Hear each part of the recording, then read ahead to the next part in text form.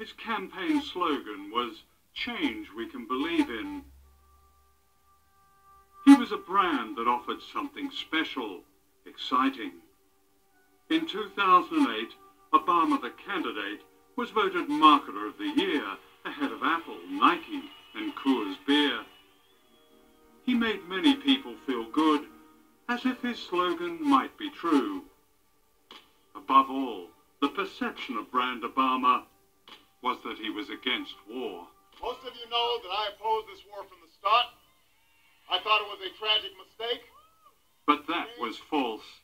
As president, Obama has not withdrawn America from Iraq and has backed U.S. military action in Afghanistan, Pakistan, Somalia, and Yemen, and approved a military budget of $708 billion, the biggest war spending of all time.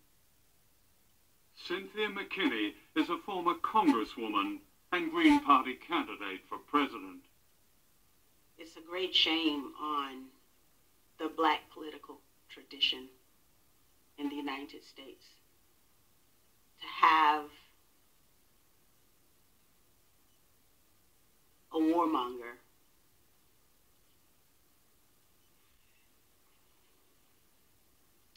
it's almost as if the black community in the United States, maybe we've lost our innocence too, because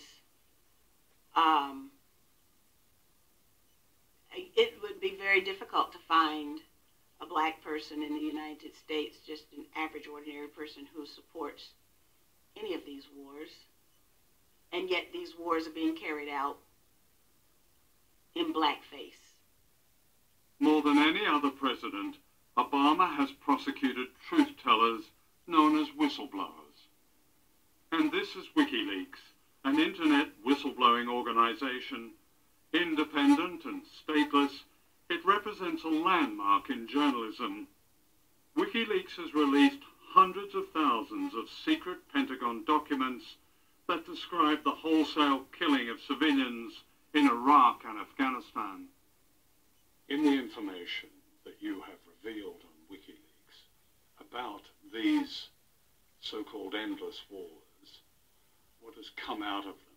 Looking at the enormous quantity and diversity of these military or intelligence apparatus inside the documents, what I see is a vast, sprawling estate, what we would traditionally call the military intelligence complex or military industrial complex, and that this sprawling industrial estate is growing, becoming more and more secretive, becoming more and more uncontrolled. This is not a sophisticated conspiracy controlled at the top. This is a vast movement of self-interest by thousands and thousands of players all working together and against each other to produce an end result, which is Iraq and Afghanistan, Colombia, and keeping that going. You know, we often deal with tax havens and people hiding assets and transferring money through offshore tax havens. So I see some really quite remarkable similarities. Guantanamo is used for laundering people to an offshore haven, which doesn't follow the rule of law. Similarly, Iraq and Afghanistan and Colombia are used to wash money out of the US tax base and back. Arms companies. Arms companies, yeah. I mean, what you're saying is that money and money-making is at the center of modern war, and it's almost self-perpetuating. Yes, and it's becoming worse. What happens when WikiLeaks runs into the United Kingdom, which has some of the most draconian secrecy laws in the world, such as the Official Secrets Act? We haven't found a problem publishing UK information. I mean, when we look at the Official Secrets Act labeled documents, we see they state that it is an offence to retain the information.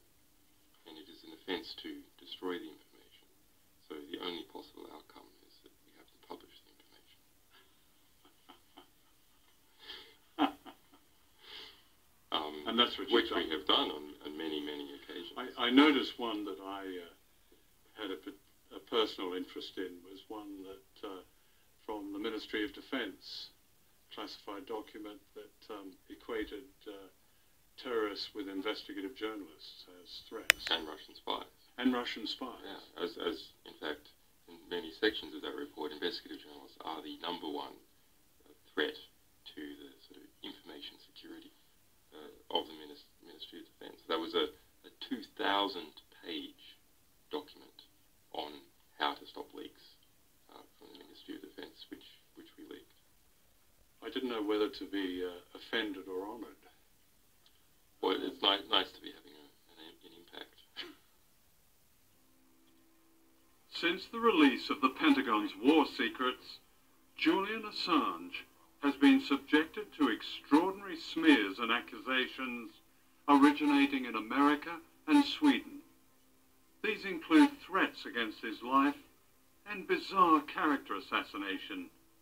The media all over the world has amplified this propaganda. This secret Pentagon document states clearly that US intelligence intends to destroy trust in WikiLeaks by threatening whistleblowers with exposure and criminal prosecution, thereby discrediting truth-tellers. How do you feel about whistleblowers as an essential part of democracy? Do you approve of whistleblowers? Well, I think this country has laws to protect whistleblowers. Exactly.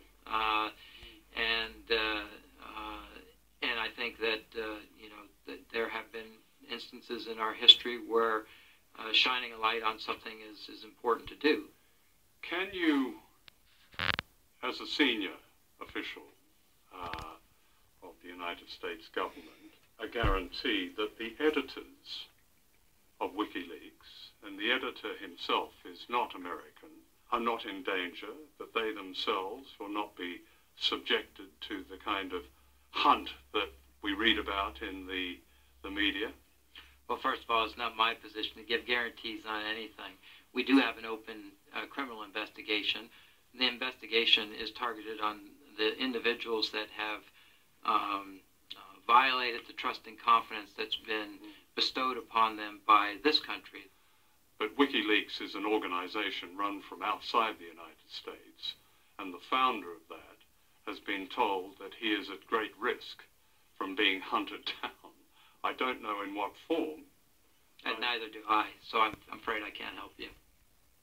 I mean, for you to receive that volume of documentation suggests that there must be something of a rebellion going on within the system. Yes, I mean, it's the one hopeful thing is, in fact, there are good people in the US military, and some of those people have had enough. It's sort of another way of being a conscientious